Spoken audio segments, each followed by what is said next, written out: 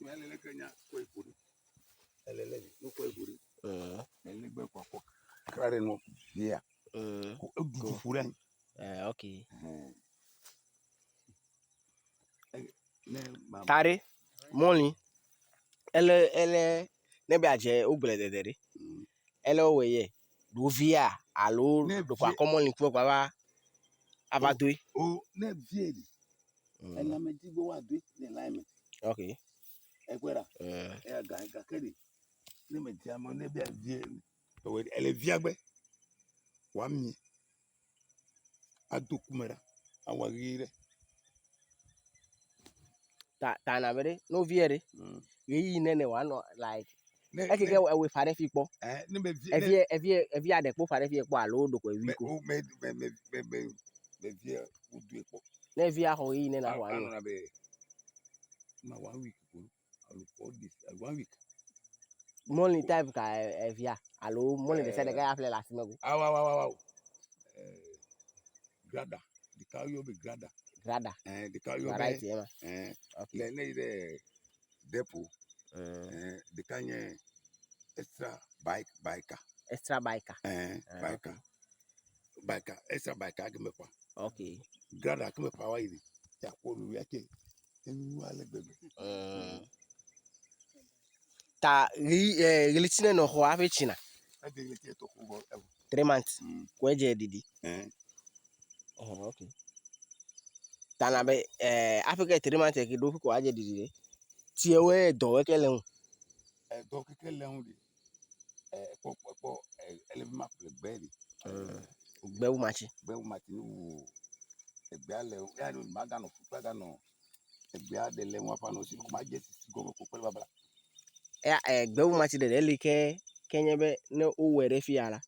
Awu egbe a odede ko molin e ko achi anya. Gbewu machi de le sigbe. Oh, okay. Ale comme de là le mele flari. Elle a mati pegbe. Fune va. Fune avato. Ne block gbe. Gbe. Egbe kura. Ya ora etire gbe wa gbe ya ora. La fa ya be ti ba wa gbe. Tu le memra gbe. Memra gbe la. Wala ke mo fu ko na po. Oh, okay. Mama check yi. Be fu le fi wa lo. E bi ko piti lo gba ko ide. E fu mai. Do fu gbe ta di. Ya lo ko ku ti mo ko. Ne do fu jemele do wa. Okay. Tade na be molin ki aside be gbewu machi amachi bubu de che de le wu na de ma. O kele wa de amachi de le wu de me pa alo. Ne me ma je go me ya di. E pre gbewu machi.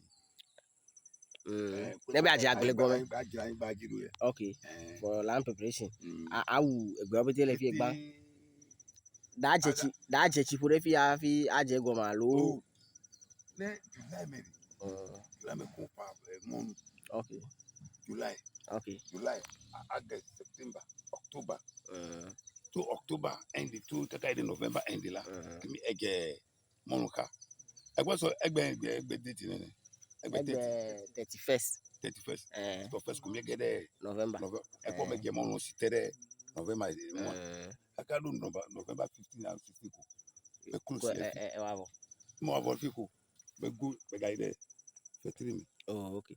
Ta Africa yere fetri to chere. Agbo spray fi opete. Ba spray pete. Ta me na tro lane. Kemele wa ta le ma tro lane. Ta keme tro lane ri. Le tire jari. Ti jari jaja mo ndi. Like ele me molin ni wasan. Me ka Ta majima bia maybe amere anom akpo video ki gbere ka no bia se be de fine na ejeji bia wa molin gbele fine akpo molin la apa jagle wa fine okpo molin le quantity na afre apa wa na be ikadika ne jide amati jara fe gbodi we wanya akenya nyiri me ma wa firi eye na be cadre e so be ko de 1 acre. Okay. Cadre ka kemila le mon almost like where do 50 Ghana. Okay. Money they like le churu alo ele na bele ke. Ele pe churu. Mon we ani bia wedi. La no bo le pape. Ma no abe wa kilolo. Okay. Anola ego me churu di. Ya le kele ayin gbagba pe e kele medi. Wa mi. Okay. Okay. Ta ya ko ma bia. O ma hin question da wace ya no ya mo ajibi no obi aga ke. Na we me don fuji ya. Okay. Yeah. All right. Ta ele no see here. This is how they harvest the rice. So as you can see in this video, they are harvesting it. It's underway. Okay. Kebele. Ebelele. Press be fufu. Fufu bitai. Ni ekwetare. Tepe mi bidi. Evo that's all. Okay. Mi nuva kwe de kokwe ebe kuri. Egale si wetutu. Tani atu ekuri. Atile le. Kako akofui. Na afule fiako. Edudu fure tinteji. Okay. Ta first la. Kemi harvest if me ado tent na ingba. Me ado tent na ingba kaka wa keke. Because ne fuere. Maybe ajo. Okay. Place be ma fun gba. That is there we tell you so we say kaka na kwekwe afure kuri. Awre fiako. Be gladi ekeke nye fiber kemi ganyuri. De oliri. Metal. Ekpoka. Nye kakeke eva. Do the ava no en bol fi de kemano. Ake moli melemo. Moli meta na fu ekuri. Ya me keke gbo.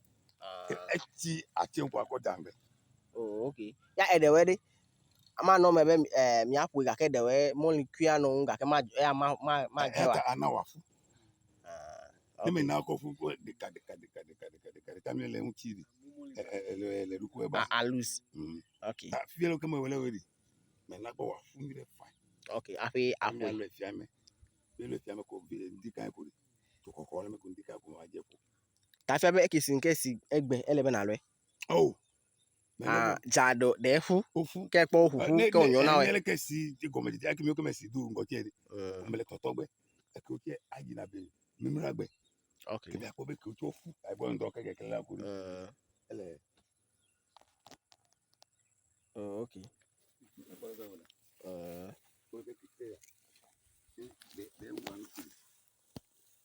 Ekpo ntika gamele di. Ekpo ke fu di. Ekpo bo ke fu rai. Okay. Ka o ga gbon wagami ga kemele condemn mi gbe. Ekpo ke o ke du. Ekpo ke o ke du le mele wi ko fu tare. Ekpo be eba ihuhu. Eba ihuhu egbera. Mon lem. Mon lem. Yeah. Ekpo be mon lem. Ta eba we. Ta nebe mana wa. Come tale fogwe kwi tell. Ta mana be di. Ni fu. Messi gbe no fu ya do ma hin. Ko mo ke bi an leku. Ko ejuju. Ejuju fu rai. Okay. Okay. Epe mi talk wa mele. Ta ke me we de fi ko na de 3 days 4 days ko. Ko le ko gbe je ko akoto agba me ko. Mi ese. Okay. All right. Tade. Nchwe ba mere jibe awa mo ni gbele. Ya upo video ke.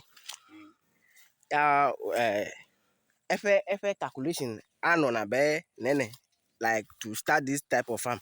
Agbele Ghana be nene. Ade na be million nene. Because me nyane la ne eto ada gotieva to mi wala. Me nye ya view. Tami chwe be land ki efe be 10 by 10 square wa me ve ko do le to me. Keni ni nye 1 acre. Ta ekere to ewe. Ope expenses ano na be nene ape agbele ki ba wala. Expenses fila. Expenses 1,000. Kenya we 10 million. 10 million. Okay. How much? Okay, labor. Okay, labor la win toto le watara. Ya side ma. Okay. All right. Tano yeba mere jibi awara. Roughly na 10 million alo 2,000 la mesi la 2,000 hour. ele possible to make Because 1 acre of farm. Ela moto ne bia we de agric top mon to de. Meto kata go. Ele line wa be. Abo atu mele. Ese ka keri to ta mo mi de. Ne we de. Line be egbo close be. Egbo vuvu be. E de kape. Akatu de kakwa ho. Abo de tu me. Ta efi ta de be I mean be mon liquid ka ya azu gbogbo gele via. Just one. Ayo ke me viare. Me wi si we de kape. Ebo ne we le de. Ne vie keke dure. Avoa be pour que ti gbe la. Okay. O piti atere. Asi o kura ti na bele ke ma to si ka le ki le de. Asi o ma no so. Egba. Okay. All right. Okay. Ne o fe number do le fia no ya dere diga ke na mere hia be ya phone pele wera na me contact mko ma connect we na me okay akpe na o kaka ya ekede akeno fu yare ade chura le mko fine. Oh okay. Okay tare etutu de e ho na yi ya aw ne ko itu ko no ba phone na ba me ewu ko yire pa me 30 minutes ko ego me gbe ya fu le me ya loko mo no dudu ti adudu okay ti akiko no enu ko na e gawe e aka no e holowa ya komi okay nke ma try vulu kakede peti mele bo firi enyo nto amobe ma tonki natural de penuki de la de peti ekeke meke de le ko de akenye turu ke to ameri e ache ma misi okay me ko solo jela ma ko misi opiti utile jo awan ma di hulu ekeri afa artificial to okay afale time afe ko awude eji ko tun ko fuju kala be anya ko yan to awa ya kagro oh okay okay okay ready yawa ento mi come jago men e kwa porque mo dukia egba kwa ewa le fine pa egba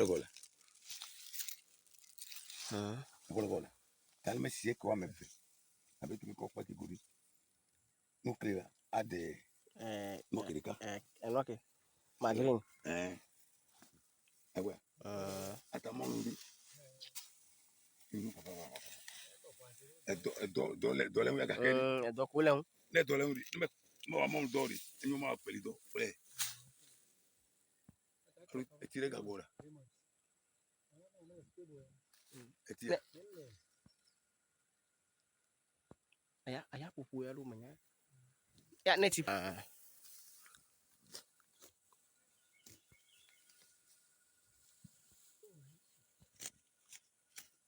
gabi Oktober tiri gati sigan